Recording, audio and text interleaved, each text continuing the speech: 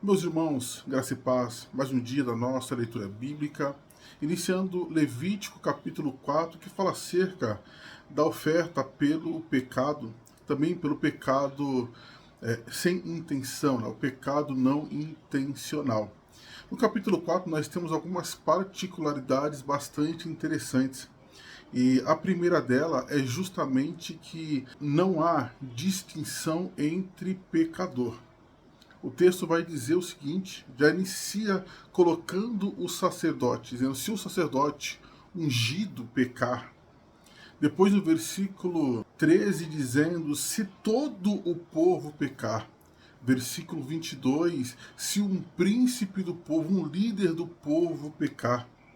E termina no versículo 27, se outra pessoa do povo pecar. Então nós temos uma pessoa, qualquer um do povo, toda a congregação, o sacerdote, um líder, príncipe ou até mesmo um rei. O próprio Davi teve que levar sacrifício pelo seu pecado, pelo erro que cometeu com Batseba. Então, não há distinção de pessoas. Pecado é pecado, não importa quem cometeu. Até mesmo que Paulo escreveu aos Romanos, capítulo 3, versículo 23, que todos pecaram. Todos precisam da graça de Deus. 1 de Pedro, capítulo 2, versículo 24, Pedro acrescenta dizendo que ele levou sobre si os nossos pecados. Então, essa oferta é também uma representatividade daquilo que Cristo fez na cruz do Calvário, levando sobre si os nossos pecados. Nós merecíamos morrer, mas ele fez isso em nosso lugar. Então, basicamente, Levítico capítulo 4 trata desse sacrifício, a identificação do ofertante, o animal sendo morto no lugar dele, como uma representação de Cristo que morreu em nosso lugar. Então, partindo agora para o livro de Mateus, nós falamos no capítulo 3 acerca do batismo de Jesus. É primeiramente uma aprovação do ministério de João Batista, e segundo é a identificação de Cristo com aqueles para qual ele haveria de morrer. É como uma representação do que acabamos de falar em Levítico, né, em que o ofertante impunha sua mão sobre o animal. É a identificação que ele deveria morrer, mas aquele animal morreria em seu lugar. Então Cristo aqui, ele mostra que ele haveria de morrer em lugar de muitos, como ele falou em João capítulo 10, que ele daria a sua vida. Então o capítulo 4 vai falar sobre a tentação de Jesus. Aqui nós temos, de fato, a chancela inicial do seu ministério. A ação, a presença do Espírito Santo conduzindo Jesus.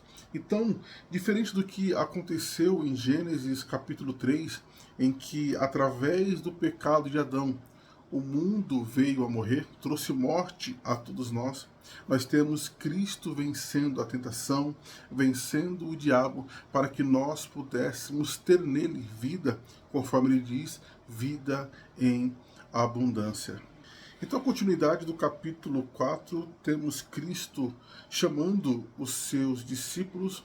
E no versículo 23, nós temos Cristo ensinando nas sinagogas e também curando várias pessoas de todo tipo de doença, fazendo com que uma multidão, naquele momento, começasse a segui-lo.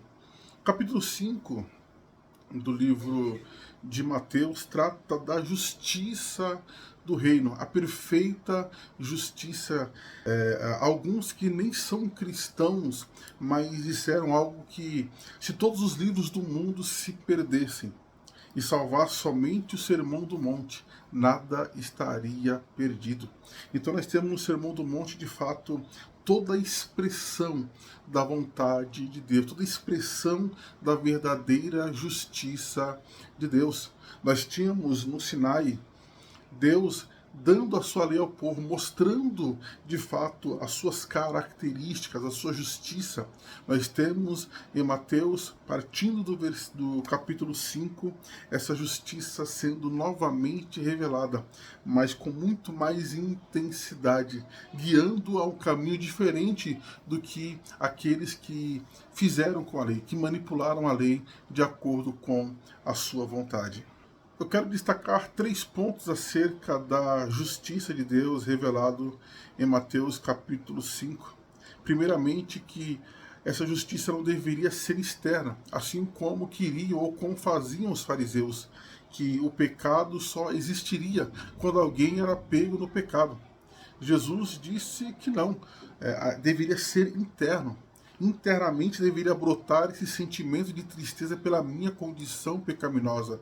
Por isso ele fala, bem-aventurados que choram, aqueles que olham para dentro de si, se lamentam pela sua condição pecaminosa. Só através disso, de fato, alcançaremos a graça de Deus, alcançaremos a alegria que o Senhor está nos propondo. O segundo ponto é o caminho para a justiça.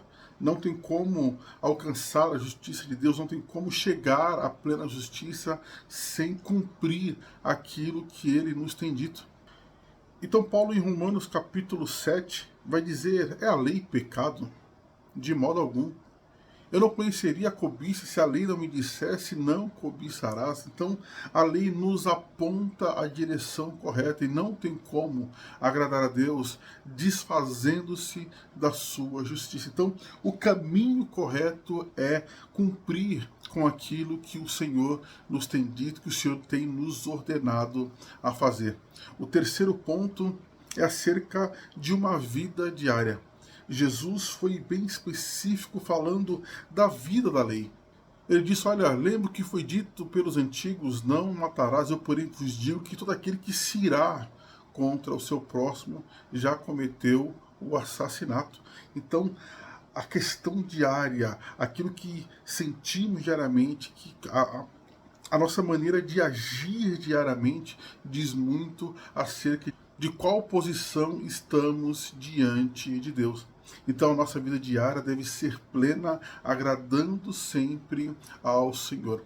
Então são essas nossas meditações do dia de hoje. Que o Senhor Deus te abençoe, boas leituras e fique com Deus.